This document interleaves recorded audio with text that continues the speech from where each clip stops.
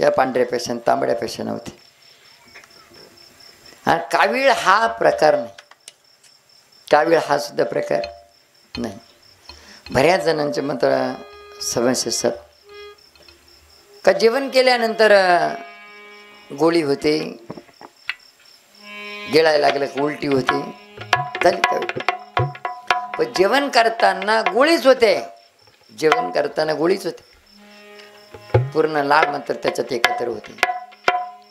दुसरी गोष्ट, आता तुमच्या मनात शंका येईल का नेमकं दिसतं हे उतरून टाकलं आणि नीट होऊन गेली असं का?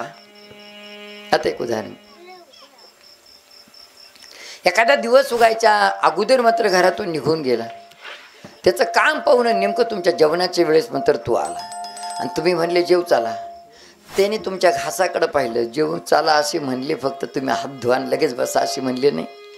इथून वरच म्हणले जेवण करत असताना तुम्हाला असं वाटलं बा 10-11 वाजता तो व्यक्ती आला म्हणजे जेवण खाऊनच आला असेल ना. पण तो दिवस उगायच्या आत घरातून निघालेला होता आणि नेमकं जेवणाच्या वेळेस तुमच्याकडे आला. तुम्ही जेवण करत असताना जेव चाला म्हणले, तुम्ही जेवण करत होते, त्याने तुमच्या घासाकडे पाहिलं, भूक एवढी लागलेली होती, तुमच्या घासाकडे पाहता पाहता तुम्हाला गेला घास लागून गेला. माणसाची मनस्थिती, मनाची शक्ती इतकी आघात आहे ना, दगडाला सुद्धा घाम फोडून टाकते बरं. त्याला म्हणते दृष्ट, त्याला म्हणते दृष्ट, दगडाला सुद्धा घाम फोडते. म्हणून मात्र अशा पद्धतीनं जेव्हा मात्र आपण जेवण करत असताना त्यांनी प्रत्येक घासाकडे पाहिलं आणि घास लागून गेला. तुम्ही जे जेवण करत होते तोच घास लागला आणि पुढच्या एका जेवणाला घास कमी, दुसऱ्या जेवणाला घास कमी, तिसऱ्या जेवणाला कमी, असं करता करता करता करता 8 दिवसात तुमचं जेवण बंद झालं. आता विचार करा, शेवायचा सोऱ्या राहिल्यानंतर पहिल्यांदा शेवायचा सोऱ्या तुम्ही त्याच्यात एवढाच उंडा टाका आणि फिरवा ती हांडेल, 5 शेवाया कुठं आल्या खाली, शेवाय दिसतील का? एवढा उंडा टाकायचं आणि मग शेवाया पा खाली येतील का? त्याला दाबू दाबू दाबू दाबू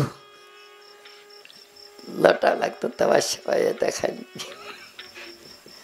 तसं इथं जर सकाळी जेवलं आणि संध्याकाळी मात्र पोट साफ झालं नाही, किंवा मात्र सकाळी संध्याकाळी जेवलं आणि दुसऱ्या दिवशी सकाळी जर पोट साफ झालं नाही ना, तर मात्र ह्या ठिकाणी काय होतं हे तुम्हाला माहिती आहे का? रातची भाजी जर सकाळी पाहिली तर तिच्यावरती सकाळी फेस आलेला असतो.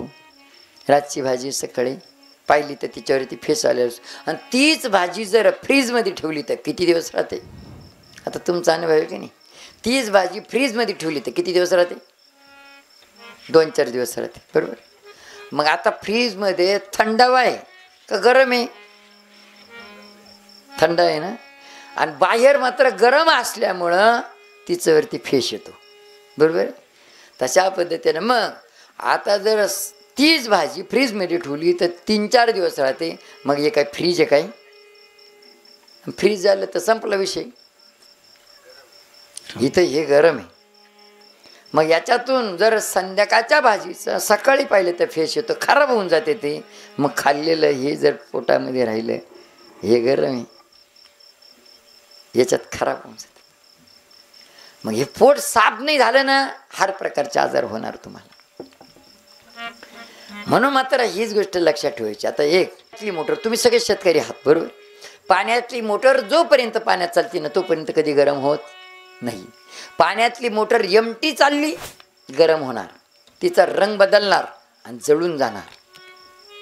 हे तर सत्य आहे की नाही? पाण्यातली मोटर जोपर्यंत पाण्यात चालती तोपर्यंत कधी गरम होत नाही. पण पाण्यातली मोटर एमटी चालली गरम होणार, तिचा रंग बदलणार, जळून जाणार. तसं हे अन्न पाण्यावर चालणारं शरीर आहे. याला तुम्ही किती घास खाल्यानंतर पोट भरणारे हे ठरलेलं आहे. पण ते घास मारायचं सवळ कोणाला आहे? एक तर मात्र धावपळ दुनियाभरची, येतं आबडधोबड जातं फिरून घ्यायचं कसं तरी झालं. आणि जास्त वेळ जेवत राहिले तर ते म्हणते, मग घरचेही म्हणते हां कामापरता नाही. एक असं वाक्य आहे,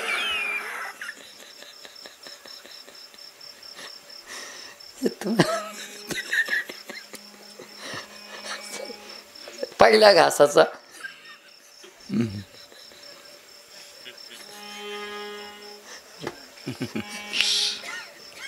चालू दे पहिल्या घासाचं वहीपर्यंत.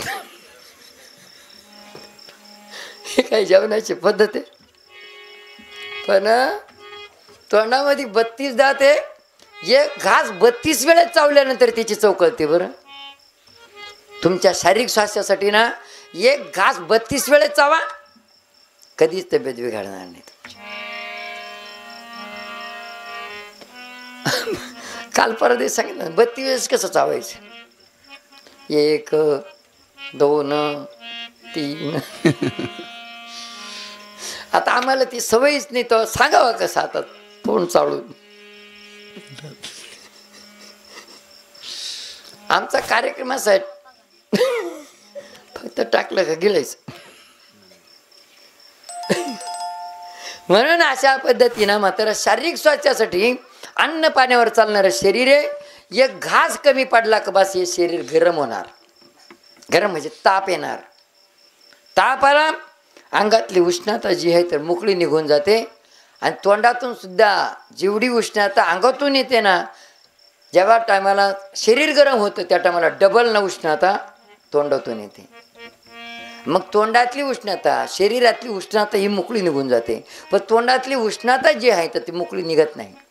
त्या उष्णतेने या जिभेवरती कडूपणाचा पट्टा येतो. प्रत्येकाचा अनुभव आहे हा. असा खारा कडूपणाचा पट्टा येतो. ज्या टायमाला घास घेतो ना त्या टायमाला तोंडात पूर्ण लाळ एकत्र झाल्याशिवाय त्या घासाची चव कळत नाही. पण गब्यावरती मात्र तो कडूपणा येतो ना, ती पूर्ण कडूपणाची लाळ मात्र एकत्र होते आणि पाठीमागं पडजिभे तिला पण चव आहे. त्या पडजिभेनं गिळायला लागलं का ती मास मध्ये जाऊ देत नाही, लगेच उलट्या व्हायला पाहते. मग काय म्हणतो, गोळी होते, उलट्या होत्या, झाली कावीळ. कावीळ हा प्रकार धवळी पिवळी हे डोक्यातून काढून टाका. पांढऱ्या पेशन, तांबड्या पेशन, कावीळ. मग आता याच्याकरता मात्र काय करायचं, लहान्यापासून तर मोठ्यापर्यंत सगळ्यांना उपाय सांगतो तुम्हाला. बाळाला सुद्धा मात्र 9.5 महिन्यानंतरच मात्र वरचं अन्न पाणी द्यायचं. एक छोटंसं बाळ जे राहतं ना 9.5 महिन्याचं वयानंतरच मात्र वरचं अन्न पाणी द्यायचं. त्याच्या जठराग्नी प्रबळ होईल आणि काही खायला दिलं तरी खाईल. नाही तर मात्र ते बिस्किटच खाईल, गोळ्याच खाईल, दूधच पिईल. एक 17-18 वर्षाचं मुलगा होतं, ते अजून काही बिस्किट आणि दूधच पित होतं. 17-18 वर्ष भाकर खातच नव्हतं. मग सांगा बरं, याला नांगर उलटाय सांगितलं तर ती नांगर उलटी का ते उलट बिस्किट खाणार. असा दगड पाहिजे. पचनक्रिया व्यवस्थित झाल्यानंतर 9.5-10 महिन्याच्या नंतर तुम्ही वरचं अन्न पाणी द्या. निश्चित ते मुलगा मिलिटरीत नाही तर पोलीसमध्ये भरती होईल. दगड चांगले काम होते. म्हणून अशा पद्धतीनं जे वरचं अन्न पाणी जे बाळ घेतं ना त्यासाठी लक्षपूर्वक आहे का, लहान्यापासून तर मोठ्यापर्यंत सगळ्याला चालेल का बा. ताप येत असेल, थंडी येत असेल, त्याच्यासाठी पण आपल्या निंबाच्या झाडाला पाणी टाकून दर्शन करून निंबा झाडाचा पाला घ्यायचा. गावठी गोमातेचं शेण, गोमित्र आणि गोमाता राहते त्या गोठ्यातली माती, तिथं ती गोमातेचे पाय पडतील ती माती. या 4 वस्तू एकत्र करायच्या आणि 20 ते 25 तांबे पाणी घ्यायचं. तांबे पाणी घ्यायचं, त्याच्यामध्ये ह्या 4ही वस्तू एकत्र करून एकदम खळाखळा उकळून घ्यायचं आणि गाळून घ्यायचं. गाळून घेतल्यानंतर लहान बाळासाठी 1 कप बाजूला काढायचं, मोठ्या व्यक्तीसाठी 1.5 कप बाजूला काढायचं. त्यामध्ये दुसरं पाणी एकत्र करायचं नाही. काय केलं, 2-2 बादल्या पाणी लागत असतं आंघोळीला. 2-2 बादल्या, काहीला 2 बादले पुरत नाही आणि आमची 2 तांब्यात आंघोळ होऊन जाते. इकडून एक, इकडून एक. हर हर गंगा शिव शिव. तिसरं डोके होतं, काही नाही घेते, डोक्याचे केस नाही ओले. हर हर गंगे. त्या पाण्यात दुसरं पाणी एकत्र करायचं नाही आणि पुन्हा गरम पण नाही करायचं. त्याच पाण्यानं एकदम साबण लावल्यासारखं चोळून मुळून आंघोळ करायची. आंघोळ झाल्या झाल्या ते 1.5 कप मात्र पिऊन घ्यायचं आणि लहान बाळासाठी लहान बाळाला त्याच पाण्याने आंघोळ घालायची आणि दिवसभरात मात्र थोडं थोडं चमचा पाणी ते कपभर जे तीर्थ बाजूला काढले ते चमचा बाजूला 3-4 दिवस मात्र ह्या पद्धतीने करून पहा. ही गोष्ट घडते. एक गोष्ट महत्त्वाची, कुठल्याही प्रकारची दोषबाधा असो, कुठल्या प्रकारची पिढा असू द्या, ती पिढा नष्ट होते. का? एक पिढा लागते कुठून. दुसरी गोष्ट, तुम्ही कदाचित बाजाराला कुठेतरी गेला असेल, तुम्ही कधी गाडीला पाहिलं असं कधी, खालून एक विभा असतो, वरून लाल एकदम त्या काळ्या मिरच्या असतात, लवंगी मिरच्या, लिंबू असतो एक, अशा पद्धतीनं रस्त्यावरती कुठेतरी विकणारे असतात पहा. हां, चौकावरती दुकानला बांधतात, कोणी गाडीला बांधतात, कोणी गोठ्याला बांधतात, घराला बांधतात. आता ह्या वस्तू बनवताना ते मंत्र नाही म्हणत बरं का, मंत्र म्हणत नाही. ते असं वावता सुई जर बोटात शिरून गेली ना, ते घोडे लावती, शिव्या देते. बोटात सुई शिरली शिव्या देते. पण या तिन्ही वस्तू एकत्र आल्या तर आसुरी शक्ती कॅच करण्याची शक्ती असते याच्यामध्ये, दृष्टीदोष आकर्षित करण्याची शक्ती असते. म्हणून गाडीला दृष्टीदोष लागू नये, गाडीला बाधा लागू नये म्हणून गाडीला बांधतो.